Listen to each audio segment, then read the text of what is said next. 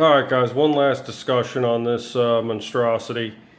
I think the gold is kind of interesting because it looks like something out of a sci-fi movie that you'd, I don't know, hunt dragons with or something. I broke off the little section. I should have had that thicker at the bottom, but I snapped that off. I don't know what I was doing at the time. What was there to be learned from this, or what's the takeaway? Well, one, the gun as is pretty much a piece of garbage, let's be honest. Um, because of the fact that, well, A, there's so many random holes that were going to be used, and then, when the design, started to come to fruition, they weren't used. And the two cocking levers, it sounds great or whatever, but the chances of getting your fingers caught in between the levers and the frame and stuff, I don't know. The odds of an injury cocking the gun are pretty high. You got a 134-pound spring, a third-pound hammer, and you got these two levers like wings coming out. If the gun accidentally discharged or something, you might not be injured by the round coming out or by the air blast, but you could be injured by the charging assembly. And then, I never came up with a good grip system. I mean, I had ideas, but they were all ugly, so I just stuck with like this AR grip, kind of on a pedestal connected to the extension tube. And then there's some overspray here and there. The trigger worked fine, except for when I was at max pre-tension, when that power adjuster was all the way in, I'd get a little nervous because sometimes it would slip on the sear. And that's when I eventually came up with the slot right there, where, not the slot, the hole where I'd put a pin in there, make sure that the hammer couldn't fire under any circumstances. What else? I switched back to the 12-inch barrel because just even with the 300 foot-pounds, which I don't need, it was just too cumbersome with the 22-inch barrel. Especially with this extension, the gun just became longer. Right now, the gun is well under 3 feet. And if I was ever gonna, go outside and bag a raccoon with it, this is the configuration I'd want it in. Short and not much lighter, but at least shorter and more maneuverable. And what else? There wasn't really many places to put your hands, just to grab the gun and pick it up. Like, I'd grab it kind of like that or whatever, or the front hand grip, which it's nice in theory, but you always have to remember that when you go to pick it up that you want to grab the front hand grip. And while this is strong enough to pick it up a couple times, I don't know how it would do long-term durability. So if I took another piece of U-channel and started over, could I make it a super functional, nice gun that everything operates like a dream? Yes, 100%. It definitely could be done. The U-channel could be a good starting point, especially if it was the right size. Like this U-channel, the inner diameter, if you were going to fit, a cylindrical object into the box U-channel is about 1.4. But like my valve in this situation is only 1 inch, and 1.4 steel hammer. It would be so heavy, it would be astronomical. You'd have like a 5-pound hammer, so you'd have to machine that down, kind of like I have it now, where it's a guided system. You got the 1.4, but it's connected to a 4-inch piece of 3/4 steel that runs down the spring, and that helps keep it aligned. And what I mean by that is like the cant and yaw of the hammer. When it's not guided in another perfect cylinder, you might have problems with sear engagement and stuff. I didn't have those problems because, of that long back end, that long tail of, 3/4 inch steel running through the spring. It was pretty much self-guiding. But if you could find U-channel that's, let's say, had a perfect 1-inch interior diameter, yeah, there'd be a lot of possibilities, especially, you could cock the hammer. I don't care what the spring was. This is 134 pounds, and even at max compression on the power adjuster, it was easy. There was just always a little bit of fear of, me bumping the trigger and having my, having my hands not necessarily on the tabs, but, in the tabs. So yeah, there's a lot to consider when you're building from scratch regardless. And I would say that building with the U channel and the double wishbone system, just made it more complicated. Like I got injured with this thing more times than I can count. Like this finger that got squashed, it's still not right up here. I mean, it's still sore, and it's been like a week.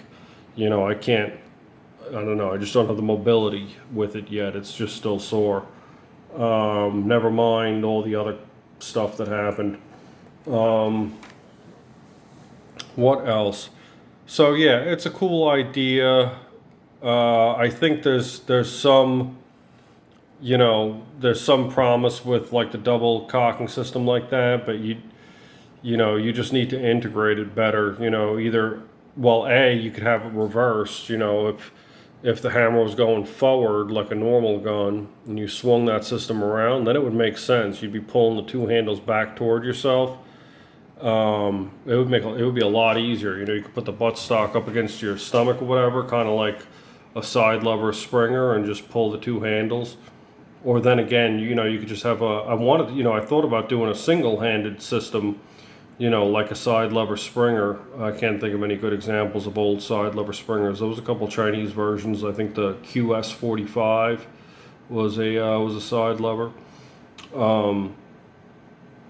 But yeah, I thought with the single side lever that I'd get binding in the hammer system, because after all, I'm running a round hammer through a square internal channel, and I thought any push or pull left to right would just cause it to bind and lead to all sorts of problems. Whereas this, every time you charge it, it's symmetrical, because it's pulling up this beam on both sides.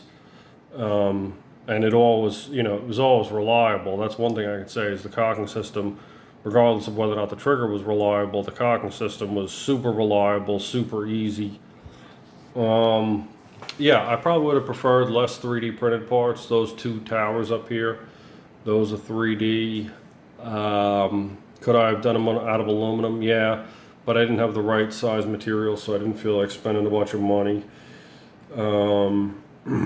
I think the whole project, since I already had the tank and the barrel, just in like hardware and the U channel itself, I probably spent like 45 or 50 bucks building the thing, and everything else was on hand. The trigger's all made out of scraps. I have a big scrap bin. This front bracket was made out of scrap, to mount the two cocking arms or whatever. Yeah, and the rest was just material on hand. I bought the paint because I thought it would look interesting.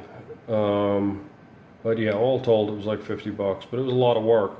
But yeah, if I simplified this system, the power potential, I didn't even port it. I had 375 porting throughout, which means all the way back from the tank, up to the valve, up to the throat, up to the transfer port was 375. I easily could have run probably, 450 or in that vicinity and gotten way higher numbers. I think this thing could have pushed very easily 400 pounds, maybe 450. I would have been getting those round balls. I think the peak was like 887 or 878. Easily 1,000 FPS with the round balls had I gone back in and ported it and this, that, and the other thing. But it was already kind of nerve-wracking shooting this thing in the shop, and I can't shoot it outside. But, something I learned here or something somebody else learned here, might be applied to like a future project, either with the double lever system or the U channel, or, just taking a tank and putting a long extended valve on it and then mounting it to whatever the hell you could think of, really.